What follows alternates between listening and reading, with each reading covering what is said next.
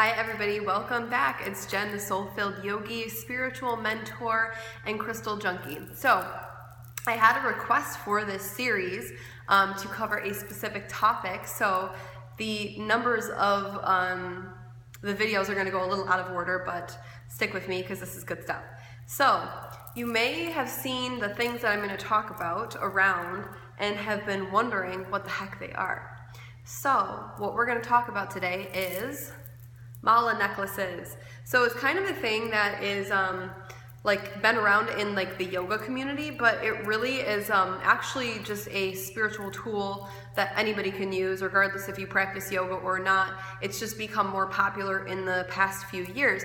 But it's not just a necklace that people wear. It's actually a meditation tool. So it's not just something that you throw on and say, okay, that's pretty. Unless you want to, that's totally fine too. But it serves a really, really beautiful purpose for a meditation practice. So what a mala necklace is a bunch of crystal type beads, or you'll see wooden type beads, and each of these types of beads serve a purpose. We're not going to get too far into the purposes of each thing today, except for there is a big bead at the end, and we're going to talk about that. So the idea of the mala practice is a mindfulness meditation. So as you use this necklace, you will also be using a mantra or a specific kind of intention or reminder for yourself. So as you work with this in meditation, eyes closed or eyes open, that's totally up to you. You are going to be moving through the beads, and each time you move through a bead, you come back to that intention or that mantra. So, for example, and it keeps you focused in your meditation and also amplifies that energy or that frequency of that intention that you have set. So, what you're going to do is in your non-dominant hand usually, okay, to the right of the big bead, which we'll talk about in a few minutes, you're going to start with your pointer finger and your thumb. So that first bead that's to the right of the big bead, you're going to pointer finger and thumb, okay? This allows you to move through the necklace kind of fluidly, so just like this. So say my mantra is I am love, right? So I begin moving through the beads, I am love, I am love, I am love, I am love. And I can say that out loud or I can say that in my head. And I move through these until, I'm going to cheat, I get to the other side. Okay?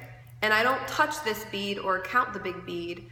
I just flip my fingers, right? And start going back the other way. Okay?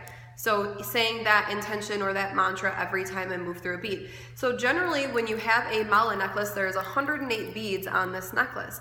108 is a significant number because it's the number of universal connection and wholeness, right? So it's actually the number of the same frequency of the vibration of Om. So when you're in a yoga class and you chant Om, you're chanting a vibration which is saying, I am whole with everybody in this group, I am whole with everybody that is on this earth.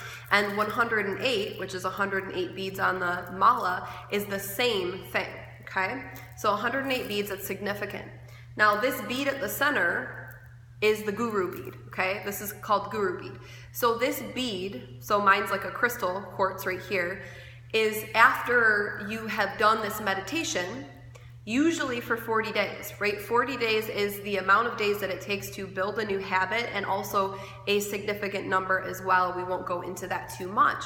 But you would sit in your meditation or lay down in your meditation, eyes closed or eyes open, and move through each one of these beads at least once to get to the other side, and that would count as one meditation for your day, okay? And you do this for 40 days.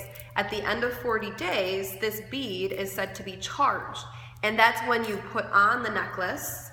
So these other days you're not wearing the necklace, right?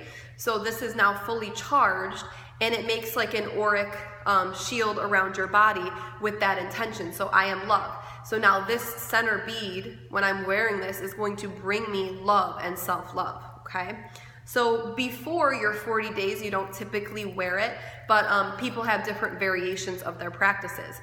Now, if you have a mala bracelet, you're gonna move through, it's gonna be 23 or 27 beads, and you're gonna move through it 4 times to get to 108. Obviously, Some people's wrists are smaller, so you'll see the lesser amount of beads, but 27 is the general rule of thumb to get you to 108, right? So you have 4 times back and forth.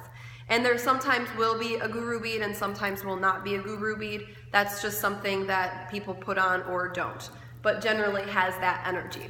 Okay, so that's all for right now. Hope you enjoyed this mala and mantra lesson, and I'll be back soon with new lessons.